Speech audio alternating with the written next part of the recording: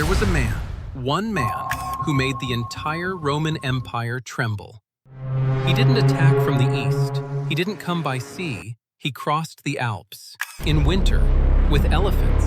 And when Rome sent their finest legions to stop him, he destroyed them. Not once, not twice, 3 times. His name was Hannibal Barca, and the wars he fought, the Punic Wars, nearly ended Rome before it ever became an empire. This is the story of the greatest military rivalry the ancient world had ever seen.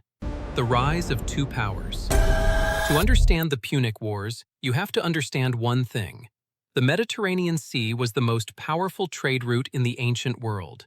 Whoever controlled it controlled everything. By the 3rd century BC, 2 civilizations had grown powerful enough to claim it. Rome, a republic built on iron discipline, loyal soldiers, and a hunger for expansion that never seemed satisfied. And Carthage, a wealthy merchant empire based in modern-day Tunisia, with one of the most powerful navies the world had ever seen. For decades, they had coexisted, traded, even signed peace treaties. But peace between 2 empires fighting for the same ocean was never going to last.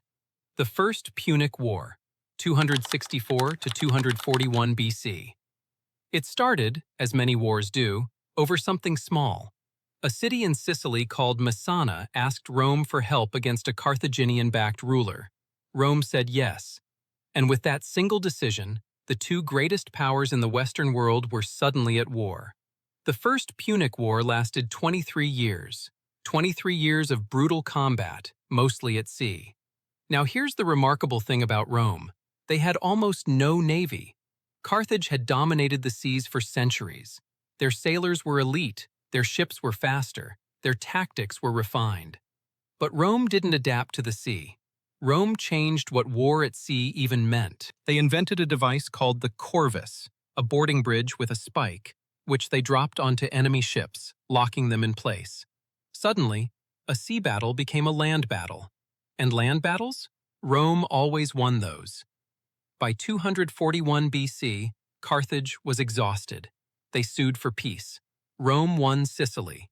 Rome won war reparations. Rome had defeated the greatest naval power in the world. But Carthage was not finished, not even close. The Barca family and the seeds of revenge. After the First Punic War, a Carthaginian general named Hamilcar Barca refused to accept defeat as the end. He sailed to conquer new territories in Spain to rebuild Carthage's strength and wealth. His young son accompanied him and was made to swear an oath at the altar. An oath that he would never be a friend to Rome. The boy's name was Hannibal. He was 9 years old, and he kept that oath for the rest of his life. The Second Punic War, 218 to 201 BC.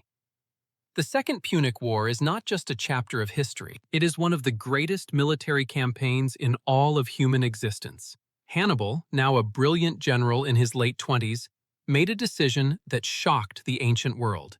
He would not fight Rome by sea. He would not wait for Rome to come to him. He would bring the war directly to Rome's doorstep, and he would do it by marching an army of 90,000 soldiers, 12,000 cavalry, and 37 war elephants over the Pyrenees, through Gaul, and across the snow-covered Alps, in winter. When he emerged on the other side, he had lost nearly half his army. But he had done the impossible. He was in Italy. What followed was a military disaster for Rome. At the Trebia River, Rome lost. At Lake Trasimene, Rome lost. 15,000 Romans killed in a single ambush. And then came Cannae. In 216 BC, Hannibal achieved the greatest defeat in Roman history.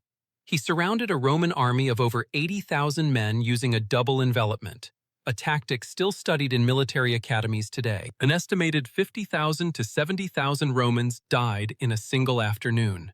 Rome's allies abandoned her. Senators panicked. The Republic trembled. For a moment, it looked like Rome would fall. Rome's defiance. But Rome did not surrender. Instead of facing Hannibal directly, Rome appointed Fabius Maximus, who refused open battle and instead exhausted Hannibal through delay and attrition. While Rome was mocked for avoiding confrontation, the strategy worked. Rome endured, and slowly it adapted.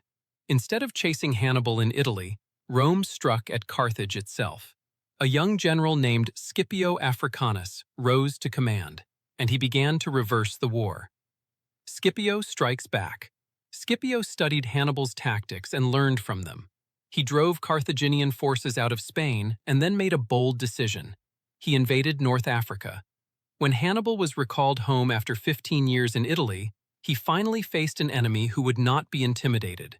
In 202 BC, at the Battle of Zama, Scipio defeated Hannibal. For the first time, Hannibal lost. The Second Punic War was over.